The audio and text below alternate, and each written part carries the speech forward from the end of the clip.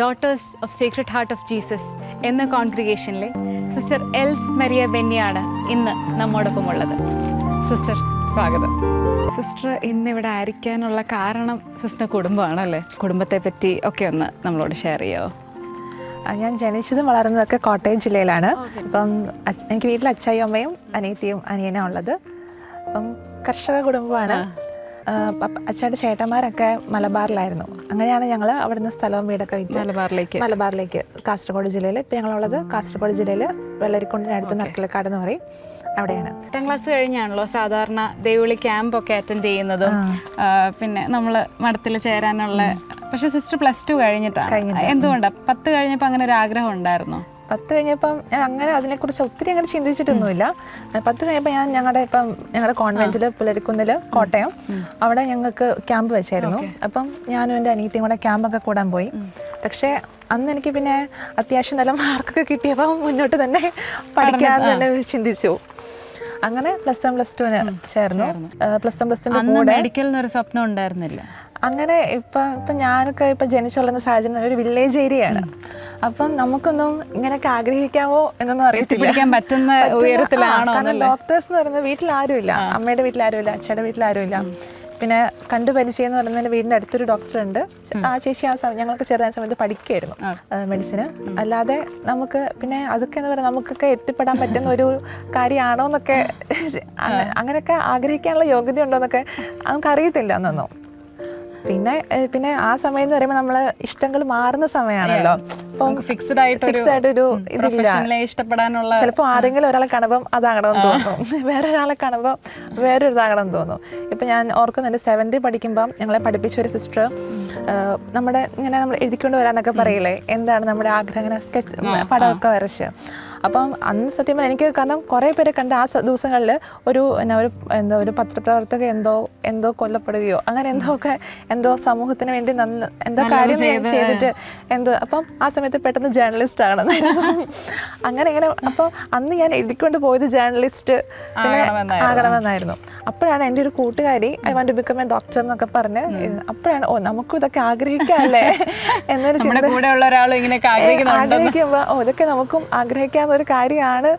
അങ്ങനെ ഒരു ചിന്ത മനസ്സിൽ വന്നതേ ഉള്ളൂ കേട്ടോ. ഓക്കെ, അത് കഴിഞ്ഞിട്ട് പിന്നെ മഠത്തിലേക്കുള്ള വരവ് എങ്ങനെയാണ്? ദേവിളി എങ്ങനെയായിരുന്നു? ദേവികളെ കുറിച്ച് ഞാൻ ചെറുപ്പത്തിലൊരു ആഗ്രഹം ഉണ്ടായിരുന്നു. പിന്നെ ഒരു +2 ഒക്കെ അവസാനത്തോടെയാണ് ഇങ്ങനൊരു ആഗ്രഹം എനിക്ക് ഉണ്ടായിരുന്നല്ലോ എന്നൊരു ചിന്ത വന്നത്. പക്ഷെ എനിക്കൊരു ഒരു തീരുമാനം എടുക്കാൻ പറ്റുന്നില്ല. വീട്ടിൽ പറയുമ്പോൾ റിയാക്ഷൻ എന്തായിരിക്കും, പിന്നെ അതിലൊക്കെ ഉപരി എനിക്കതിനുള്ള യോഗ്യതയുണ്ടോ എന്നൊരു ചിന്തയായിരുന്നു. കാരണം തീക്ഷ്ണമായിട്ടാണോ ആഗ്രഹിക്കുന്നത് എനിക്ക് തന്നെ അറിയത്തില്ല. കാരണം വെറുതെ ഞാൻ ആഗ്രഹിക്കുന്നതാണോ അല്ല ജീവിതത്തിൽ നിന്നൊരു ഒളിച്ചോട്ടത്തിന്റെ ഒരു ഇതിലാണോ? കാരണം 18 വയസ്സാകുന്ന ഒരു പ്രായമാണ്, എന്താണെന്ന് അറിയത്തില്ലാത്തൊരവസ്ഥ. അപ്പം ഞാൻ കുറേ ചിന്തിച്ചു കേട്ടോ. കാരണം ആ ഒരു നമുക്ക് റിസൾട്ട് വരുന്നോടം വരെ ഒരു ഗ്യാപ്പൊക്കെ ഉണ്ടല്ലോ. അപ്പോൾ ആരെങ്കിലുമൊക്കെ ചോദിക്കുമ്പോൾ തീരുമാനിച്ചില്ല. പിന്നെ ആ സമയത്ത് ഞാൻ എൻട്രൻസിന് വേണ്ടി വെറുതെ പഠിച്ചൊന്നുമില്ല, വെറുതെ ചെയ്തിട്ടായിരുന്നു. അപ്പം എൻട്രൻസ് എഴുതുന്നുണ്ട് അങ്ങനെയൊക്കെ പറഞ്ഞ് ഒഴിവായി ഇങ്ങനെയൊക്കെ നിൽക്കുമായിരുന്നു. അങ്ങനെ എൻട്രൻസ് ഒക്കെ എഴുതി. പിന്നെ വീട്ടിൽ ഞാൻ കാര്യം പറഞ്ഞു, എനിക്ക് ഇങ്ങനെ ഒരു ആഗ്രഹം ഉണ്ടെന്ന് പറഞ്ഞു. വീട്ടിലങ്ങനെ വലിയ പ്രശ്നമില്ലായിരുന്നു കേട്ടോ. അങ്ങനെ പിന്നെ ഈ സന്യാസ ജീവിതത്തിലേക്ക് ശരിക്കും ആകർഷിച്ച ഒരു ഘടകം എന്നൊക്കെ അങ്ങനെയൊക്കെ വേണമെങ്കിൽ വിളിക്കാം, അങ്ങനെയുള്ള എന്തെങ്കിലും കാര്യമുണ്ടോ? കോൺവെന്റ് സ്കൂളിലാണ് പഠിച്ചത്. സിസ്റ്റേഴ്സിൻ്റെ കൂടെയായിരുന്നു, സെലക്ഷൻ സിസ്റ്റേഴ്സ് ആയിരുന്നു. അപ്പം അവരുടെ ഇടപെടൽ, പ്രത്യേകിച്ച് ഞാൻ +1 ഹോസ്റ്റലിൽ നിന്നപ്പം ഹോസ്റ്റൽ വാർഡനായിരുന്ന ഒരു സിസ്റ്ററുണ്ട്, സിസ്റ്റർ ട്രിപ്സിൽ. അപ്പം സിസ്റ്ററിൻ്റെ ജീവിതം ശരിക്കും എനിക്ക് ഇൻസ്പിറേഷൻ ആയിരുന്നു. പ്രൊഫഷനെ പറ്റി ചിന്തിച്ചപ്പോൾ തന്നെ നമ്മൾ മെഡിക്കലിൽ പോകണം, ഡോക്ടർ ആവണം എന്നായിരുന്നോ മനസ്സിൽ? ആ ഒരു സമയം എങ്ങനെയായിരുന്നു? അങ്ങനെ ഇപ്പം ഞങ്ങൾ പ്രൊഫഷൻ കഴിഞ്ഞു എന്നാണ് ഞങ്ങളുടെ അന്നത്തെ പ്രൊവിൻഷ്യലായിരുന്നു സിസ്റ്റർ റോസ്മേരി. ഞങ്ങൾ ഓരോരുത്തരും ഇങ്ങനെ മാറി മാറി വിളിച്ചു. അപ്പോൾ സത്യം പറഞ്ഞാൽ ആദ്യം വിളിച്ചതെന്ന് എന്നെയാണ്. സത്യം പറഞ്ഞാൽ ഇപ്പം വേറൊരാളെ വിളിച്ചിട്ടാണ് എന്നെ വിളിക്കുന്നതെങ്കിൽ അവളോട് ചോദിക്കുക എന്താ ചോദിച്ചത്.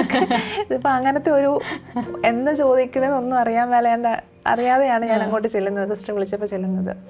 പിന്നെ അവിടെ ചെന്നപ്പോൾ എനിക്ക് ഫസ്റ്റ് ഇത് കിട്ടിയത് ഉദയംപേരൂരുള്ള ഞങ്ങളെ പരിപാലന ഭവൻ എന്ന കോൺവെൻറ്റിലായിരുന്നു. അവിടെ അപ്പോൾ എന്നോട് ആദ്യമേ ആ കാര്യം പറഞ്ഞു.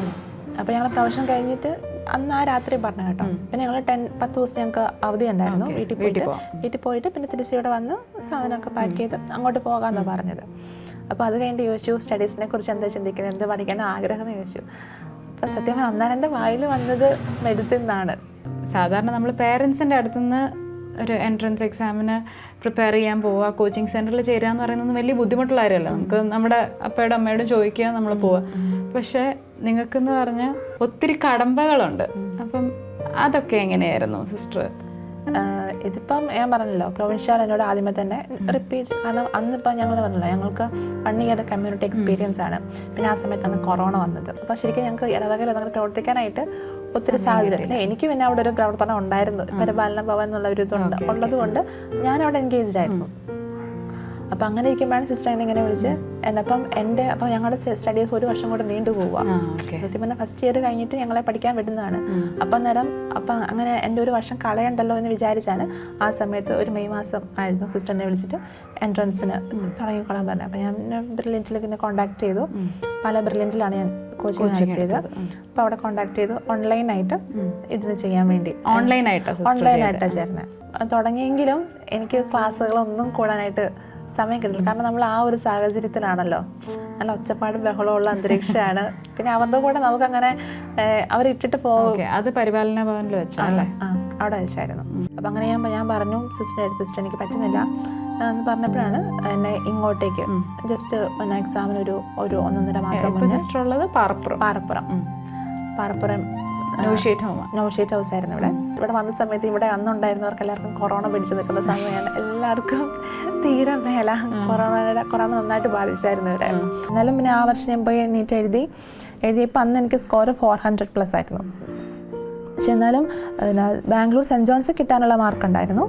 പക്ഷേ ഇപ്പം കാരണം നമ്മൾ അന്നേരം സാമ്പത്തികമായിട്ട് കോൺഗ്രിഗേഷനിൽ നിന്നാണല്ലോ, അപ്പം ഒരു ഇച്ചിരി ടൈറ്റ്നസ് ഉള്ളൊരു സമയമൊക്കെ ആയിരുന്നു. അപ്പം എന്നാലും പ്രൊവിൻഷ്യലമ്മ പറഞ്ഞായിരുന്നു പ്രൈവറ്റിൽ പഠിക്കാനായിട്ട് പാടാണ്, ഗവൺമെൻറ് കിട്ടുകയാണെങ്കിൽ തീർച്ചയായിട്ടും വിടാമെന്നുള്ള ഒരിതായിരുന്നു.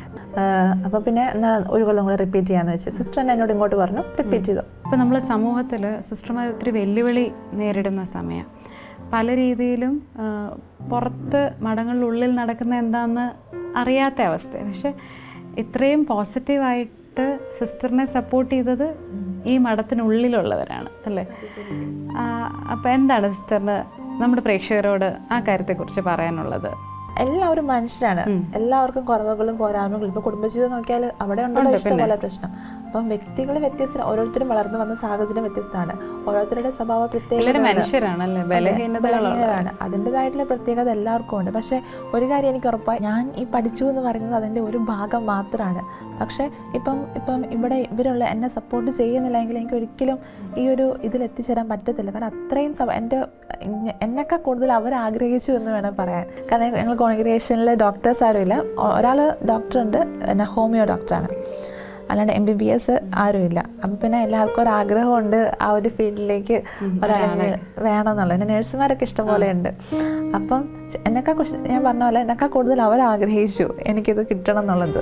എക്സാം എഴുതിയപ്പോൾ എനിക്ക് ചെറിയ കോൺഫിഡൻസ് തോന്നി. ഇവിടെ വന്നിട്ട് ഞാൻ കൗണ്ട് ചെയ്ത് നോക്കിയപ്പം 600+ ഉണ്ട്. അപ്പം എന്തായാലും ഗവൺമെൻറ് കിട്ടും, എന്നാലും കേരളത്തിൽ കിട്ടുമോ എന്നുള്ളൊരു ഉറപ്പൊന്നും എനിക്കില്ലായിരുന്നു. ശരിയാ, 3ാമത്തെ അലോട്ട്മെന്റിലാണ് ഇപ്പം മഞ്ചേരി മെഡിക്കൽ കോളേജിലാണ് പഠിക്കുന്നത് സിസ്റ്റർ. അതൊരു 3ാമത്തെ അലോട്ട്മെന്റിലാണ് കിട്ടിയത് അല്ലേ? ആ ഒരു പീരീഡും ഭയങ്കര സ്ട്രഗിൾ ആയിരുന്നു. ആദ്യം എവിടെയായിരുന്നു കിട്ടിയത്? ആദ്യം എനിക്ക് തമിഴ്നാട്ടിലെ ഡിണ്ടിഗൽ മെഡിക്കൽ കോളേജിലാണ് ഫസ്റ്റ് അലോട്ട്മെന്റ് കിട്ടുന്നത്. കേരളയുടെ ഫസ്റ്റിൽ എനിക്കില്ലായിരുന്നു, കാരണം കേരളത്തിലെ മെഡിക്കൽ കോളേജിൽ മാത്രമേ ഉള്ളൂ. അപ്പോൾ അന്നേരം പിന്നെ റിസർവേഷനൊക്കെ ഉണ്ടായിരുന്നേ കിട്ടിയാണ്. ഇപ്പോൾ നമ്മൾ ജനറൽ കമ്മ്യൂണിറ്റിക്ക് അങ്ങനെയുള്ള റിസർവേഷനൊന്നുമില്ല. അത് കഴിഞ്ഞിട്ടാണ് ഓൾ ഇന്ത്യയുടെ സെക്കൻഡ് വരിക. ഓൾ ഇന്ത്യയുടെ സെക്കൻഡിൽ എനിക്ക് കൊടകിലാണ് കിട്ടിയത്, കൊടക് ഇൻസ്റ്റിറ്റ്യൂട്ട് ഓഫ് മെഡിക്കൽ സയൻസിൽ അഡ്മിഷൻ എടുക്കാൻ ചെന്നു. അവിടെ ചെന്നപ്പോഴാണ് അവിടെ നമുക്ക് മഠമില്ല, അടുത്ത് പള്ളി പോകാനായിട്ട് യാതൊരു സാഹചര്യമില്ല. പിന്നെ ഞാൻ കുട്ടികളുടെ കൂടെ ഹോസ്റ്റലിൽ നിൽക്കണം. അതിലും അത് എങ്ങനെയായാലും നമുക്ക് അഡ്ജസ്റ്റ് ചെയ്യാം. പക്ഷേ പള്ളിയില്ല, ഡെയിലി പള്ളിയിൽ പോകാൻ പറ്റില്ല, പ്രാർത്ഥിക്കാനായിട്ട് വേറൊരു സാഹചര്യം ഇല്ല. ഒരു കോൺവെന്റ് ഉണ്ട്, പക്ഷേ അത് നല്ല ദൂരമാണ്. അലോട്ട്മെന്റിൽ ഒട്ടും പ്രതീക്ഷിക്കാതെ കേരളത്തിൽ തന്നെ മഞ്ചേരി മെഡിക്കൽ കോളേജിൽ നമുക്ക് രോഗികളെ ശുശ്രൂഷിക്കാൻ പല മേഖല തിരഞ്ഞെടുക്കാം അല്ലേ? ഒന്നെങ്കിൽ നഴ്സിംഗ് തിരഞ്ഞെടുക്കാം. ഇപ്പം നിങ്ങൾക്ക് പരിപാലന ഭവൻ ഉള്ളതുകൊണ്ട് അവിടെ ഉള്ളതും രോഗികളാണ്, അവരുടെ കൂടെ നിന്നാൽ മതി. പക്ഷേ അതൊന്നും അല്ല, ഞാൻ ഈ മെഡിക്കൽ ഫീൽഡിൽ ഒരു ഡോക്ടറായിട്ട് തന്നെ പ്രവർത്തിക്കും എന്നൊരു ഉറപ്പ് അല്ലെങ്കിൽ ആ ഒരു കോൺഫിഡൻസ് ബിൽഡപ്പ് ചെയ്തത് എങ്ങനെയാണ്? പല ഹോസ്പിറ്റലുകളിലും കുറേ രോഗികൾ ഇപ്പം പൈസയുടെ ബുദ്ധിമുട്ട് കുറേ പേർക്കുണ്ട്. ഇപ്പം ഒരു ഡോക്ടറായി ശുശ്രൂഷ ചെയ്യുമ്പം അപ്പം ആ ഒരു ഫൈനാൻഷ്യൽ പ്രോബ്ലം മൂലം ശരിക്കും ചികിത്സ കിട്ടാതെ ഒരുപാട് രോഗികൾ വേണ്ടത്ര ചികിത്സ കിട്ടാതെ ബുദ്ധിമുട്ടുന്നുണ്ട്. അപ്പം ശരിക്കും എൻ്റെ മനസ്സിലൊരു ഇന്നർ മോട്ടിവേഷൻ എന്ന് പറയുന്നത് ഡോക്ടർ നമുക്ക് ഫ്രീ ആയിട്ട് കുറെ കാര്യങ്ങളൊക്കെ ചെയ്തു കൊടുക്കാം. നഴ്സിന് പറ്റാത്ത കുറെ കാര്യങ്ങളൊക്കെ ഡോക്ടർ ആവുമ്പോൾ നമുക്ക് ചെയ്തു കൊടുക്കാൻ പറ്റും. എന്നെക്കൊണ്ട് എത്രമാത്രം പറ്റുന്നൊന്നും ഇപ്പം എനിക്കറിയത്തില്ല. എന്നാലും അതാണ് എന്നെ മോട്ടിവേറ്റ് ചെയ്തത്. ഇനി ഇപ്പം നമുക്ക് നീറ്റിന് വേണ്ടിയൊക്കെ പ്രിപ്പയർ ചെയ്യുന്ന ഒത്തിരി പേരുണ്ട്. അവരോടൊക്കെ അല്ലെങ്കിൽ ഒരു പ്രാവശ്യം നീറ്റ് എഴുതി എനിക്ക് അത്ര മാർക്കൊന്നും കിട്ടിയില്ല, അവരോടൊക്കെ സിസ്റ്ററിന് എന്താണ് പറയാനുള്ളത്? എനിക്കൊന്ന് നീറ്റിൻ്റെ ഏറ്റവും പോകുന്നതിന് തൊട്ട് മുന്നുള്ള ഒരു എക്സാമിനാണ് എനിക്ക് ആദ്യമായിട്ട് 600 ഞാൻ കടന്നൊരു മാർക്ക്, ബ്രില്യൻ്റ് എനിക്കൊരു മാർക്ക് കിട്ടുന്നത്. അതുവരെ 500, 540, 560 ആ ഒരു റേഞ്ചിലൊക്കെ ആയിരുന്നു. നമ്മൾ ഇപ്പം ദൈവം നമുക്കായിട്ട് ഇത് ദൈവത്തിൻ്റെ ഹിതമാണെങ്കിൽ നടന്നിരിക്കും. നമുക്ക് ചെയ്യാനുള്ളത് മാക്സിമം ചെയ്യുക. ദൈവത്തിൻ്റെ ഇപ്പം ഞാൻ ഈശോയോട് പറഞ്ഞു, ഈശോ ഇത് നിൻ്റെ ഹിതമാണെങ്കിൽ നടക്കട്ടെ. പ്രാർത്ഥനയും കോൺസ്റ്റന്റ് ആയിട്ടുള്ള ഹാർഡ് വർക്ക്. സിസ്റ്റർ എത്ര കോൺസ്റ്റന്റ് ആയിട്ട് വർക്ക് ചെയ്തു? 7 വർഷത്തെ ഗ്യാപ്പിന് ശേഷം വന്ന് 0-യിൽ നിന്ന് തുടങ്ങി എല്ലാം ഇങ്ങനെ തിരിച്ചു പിടിച്ചു കൊണ്ടുവന്നു. അപ്പം അങ്ങനെ മനസ്സും അടുത്ത് ഇനി ഞാനൊന്നും ചെയ്യുന്നില്ല എന്ന് വിചാരിക്കുന്ന നമ്മുടെ കൂട്ടുകാരോട് സിസ്റ്റർക്ക് എന്താ പറയാനുള്ളത്? നമ്മളങ്ങനെ ചിന്തിക്കുമ്പോൾ നമ്മളോട് തന്നെ ഒരു ദ്രോഹം ചെയ്യുന്ന പോലെ എനിക്ക് തോന്നുന്നത്. ശരിക്കും നമ്മുടെ ശത്രു നമ്മൾ തന്നെയാണ് നമ്മളെ തകർക്കുന്നത്. നമുക്ക് പ്രതിസന്ധികളൊക്കെ ഉണ്ട്, പക്ഷേ ആ പ്രതിസന്ധികളിലൂടെയൊക്കെ അതിനെ അതിജീവിക്കാനുള്ള ശക്തി ദൈവം നമുക്ക് അതിനെ അതിജീവിക്കാനുള്ള ശക്തി ഉണ്ടെന്ന് അറിഞ്ഞത് കൊണ്ട് തന്നെയാണ് ദൈവം ഏതെങ്കിലും പ്രതിസന്ധിയിലേക്ക് നമ്മളെ എടുത്തിരുന്നത്. അതിനെ അതിജീവിക്കാനുള്ള ശക്തി നമുക്കുണ്ട്.